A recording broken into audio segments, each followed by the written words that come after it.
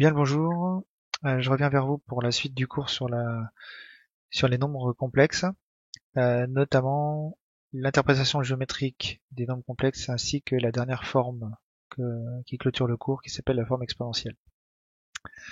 Alors tout d'abord, au niveau du programme, on nous demande de vous présenter l'interprétation du module et de l'argument. On l'a déjà vu euh, en tant que distance à zéro et angle orienté.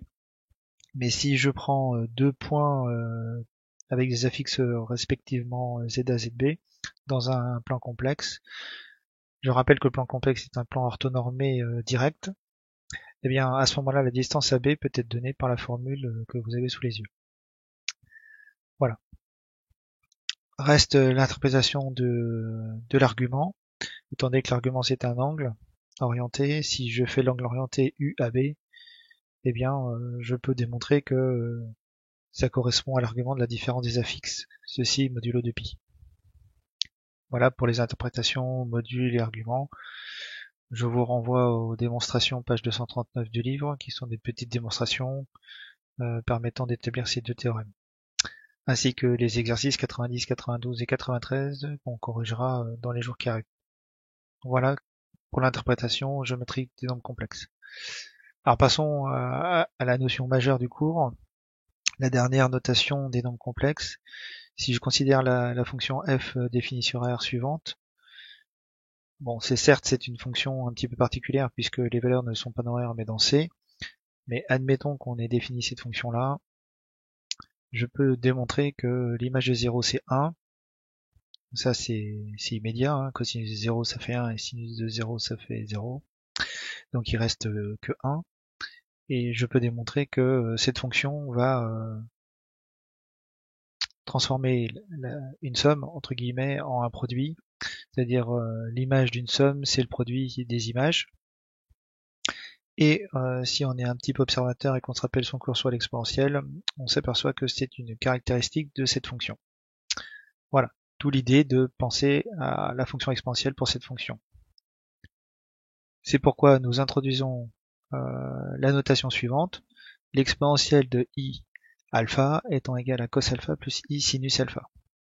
Alors si je prends la forme trigonométrique qu'on a vue dans le cours précédent, on peut écrire tout nombre complexe sous la forme module de z fois le cosinus alpha plus i sinus alpha, ce qui revient à écrire que pour tout nombre complexe non nul, z est égal à module de z exponentielle i alpha, avec alpha étant l'argument de ce nombre complexe.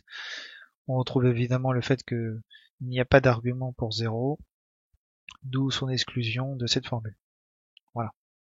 Alors cette forme s'appelle la forme exponentielle. Donc comme la forme trigonométrique, il y a quelques petites contraintes.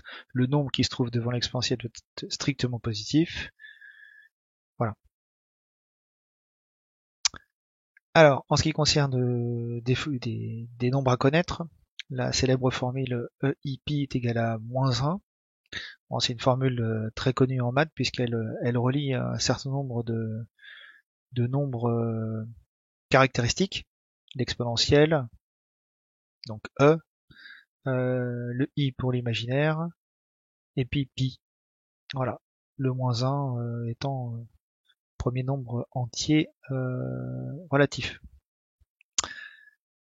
Sinon, autre calcul qu'on peut rapidement établir, exponentielle de i pi sur 2 est égal à i.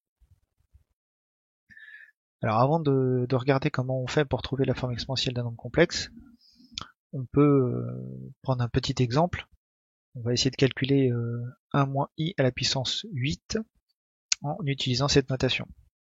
On peut montrer assez rapidement que 1 moins i c'est égal à racine de 2 exponentielle moins i pi sur 4. Comment est-ce qu'on fait ça? Tout simplement, on se rappelle la définition que je viens de donner. Le nombre qui se trouve devant l'exponentielle, c'est le module. Or, si on calcule le module de 1 moins i, on trouve racine de 2. Et ensuite, le i alpha, alpha étant l'argument. Il se trouve que l'argument de 1 moins i, c'est moins pi sur 4. Je vous laisse ça à titre d'exercice. Voilà, donc si on calcule 1 moins i à la puissance 8, ce qui revient à calculer le calcul suivant, en utilisant une propriété sur les puissances, on arrive rapidement à cette égalité, puis à celle-là, en utilisant notamment la propriété sur les exponentielles, qui dit que lorsqu'on met une exponentielle à une puissance, la puissance vient multiplier l'argument. Et après simplification, le pi sur 4 fois 8 va donner 2pi. Et l'exponentielle de moins i fois 2pi, en remplaçant par cosinus alpha et plus i sinus alpha, ça nous donne 1. Du coup, 1 moins i à la puissance 8 est égal à 16. Calcul que vous pouvez vérifier rapidement à l'aide de vos calculatrices. Voilà. Donc par rapport à l'exercice qu'on avait déjà fait au cours précédent, en passant par la forme trigonométrique, vous pouvez remarquer que l'utilisation de l'exponentielle ici permet d'aller beaucoup plus vite et de simplifier les calculs. Voilà. Reste comment trouver la forme exponentielle quand on a un nombre complexe sous forme algébrique. Et bien c'est très simple, il suffit de passer par la forme trigonométrique et puis de retrouver l'écriture. Voilà. Vous aurez quelques exercices à faire et je vous invite à aller regarder dans le cours les exercices qui sont corrigés. Quelques petites propriétés qui paraissent évidentes par rapport à tout ce que je viens de vous dire. Le module de EI alpha c'est 1. Ça veut dire que si j'ai un nombre complexe qui représente une affixe d'un point dans un plan et que cet affixe s'écrit sous la forme exponentielle I alpha, ce point appartient forcément au cercle trigonométrique. Ensuite, ça c'est directement de la définition, l'argument de I alpha, il est congru à alpha modulo 2pi. Ça c'est une formule qu'on n'a pas vue jusqu'ici. C'est notamment très pratique quand on calcule le conjugué d'un nombre complexe sous la forme exponentielle. Eh bien, la formule est la suivante. Le conjugué nombre complexe sous forme exponentielle, on oublie le module ici, est égal à l'exponentielle de moins i alpha, on prend l'opposé de l'argument. En réfléchissant un petit peu, on se rappelle que d'un point de vue géométrique, quand on cherche le conjugué, il faut faire une symétrie axiale par rapport à l'axe des réels, et donc les angles sont opposés. Enfin, dernière partie du cours, et je terminerai avec ça. Bon, il n'y a pas d'exercice sur ces deux théorèmes, mais ce sont des théorèmes relativement importants en maths, notamment le théorème d'Euler. Alors commençons déjà par le théorème de Moivre, qu'on peut facilement démontrer à l'aide des formules qu'on a vues, ou la forme exponentielle, qui relie le cosinus alpha plus i sinus alpha à une puissance n.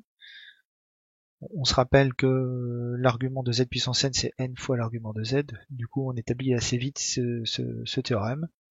Et enfin le théorème de Euler qui peut servir notamment lorsqu'on sera dans le chapitre sur l'intégration, notamment pour linéariser les fonctions trigonométriques.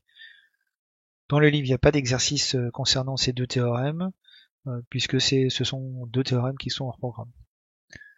Mais c'est quand même intéressant de les rencontrer au cas où dans un sujet, vous auriez à manipuler ces deux théorèmes. Voilà. Voilà qui clôture le cours. J'espère que j'ai été assez clair. S'il y a la moindre question, n'hésitez pas à me contacter, via Discord notamment. Je vous donne 3 exercices pour clôturer cette partie. Le 23-24 page 245, 83 page 245. Voilà. Eh bien, je vous souhaite un bon travail et à bientôt.